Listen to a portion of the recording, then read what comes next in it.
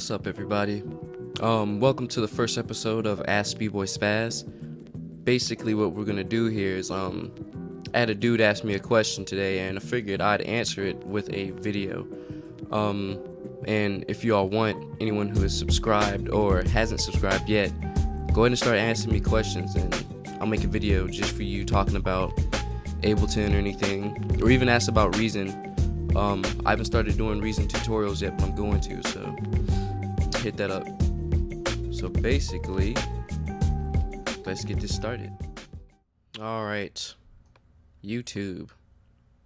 Got that Street Fighter 4. Let's check out the question of the day. So, Donnie10 wrote, "Hey there, buddy. I was watching your sampling with the Ableton Live video number 2 tutorial. It's great. I am new to Ableton and I have a question. You know how you easily duplicated the clips to each cell block in the column audio track? Is it possible to sequence these duplicates like you would normally with regular MIDI data?" Now, with that, I've never really tried it, and one thing too, I'm still on Ableton 6, and I think that actually makes a difference, because I think in 7 there's some kind of way you can actually like chop stuff up and put it on MIDI and use it that way, and it's a lot easier. But the main reason I was actually chopping it is using his audio is because after you do that, you actually have more options on how you want to mess around with the audio that you just chopped. Let's grab a sample real quick.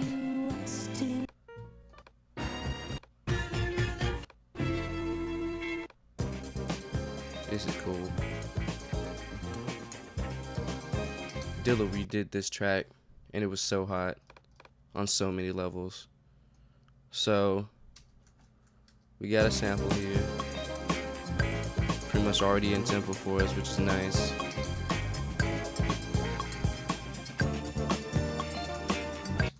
Now, if you watched Sampling Techniques 2, you remember I was taking sections and basically just copying them like so. And then when I would do that, that was basically my chops. And I would set it to my MIDI keyboard, and then from there I could, you know, chop it up and play with it and stuff.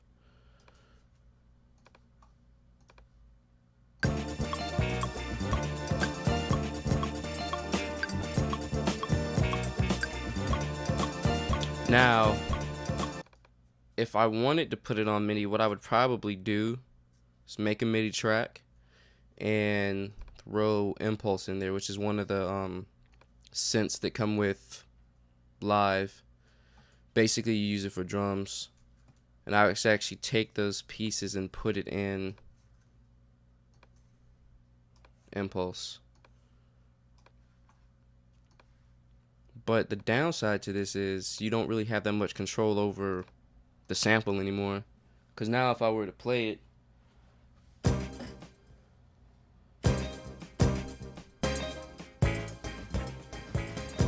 first off, you see it's not even playing the whole sample, like the little chops.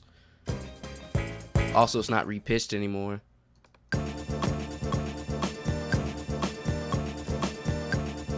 So therefore it's not in tempo anymore.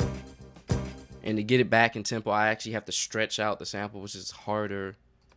So, like, if I wanted to play the full sample of each of these, I'd have to turn the decay all the way up,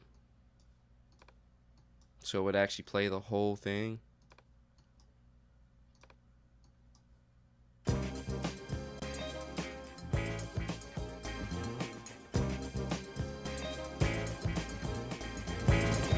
Also, the samples play all over each other until they end, so I actually don't like doing it like that at all. I can always transpose it too, but it's harder to get it back in tempo rather than playing it like this. Plus, yet again, like I said, if I were to record this,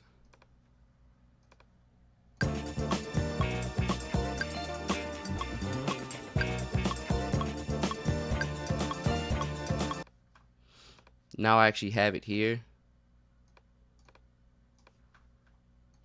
And I can do all kinds of stuff with it. One thing I like to do actually is when you chop up stuff, go back sometimes when you're messing around with it and reverse it. Sometimes when you have stuff chopped up and you reverse it, it's the hottest sample you've ever heard in your life. I have a couple tracks where I actually did that. I chopped it up first and then I reversed all the chops. And it was pretty crazy. I had one, but I can't remember what it is. I was gonna play it.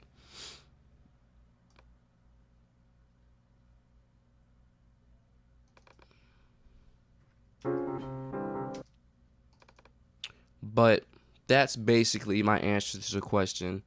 I don't really know if there's a way to do it in MIDI. I'm pretty sure there is in Ableton 7.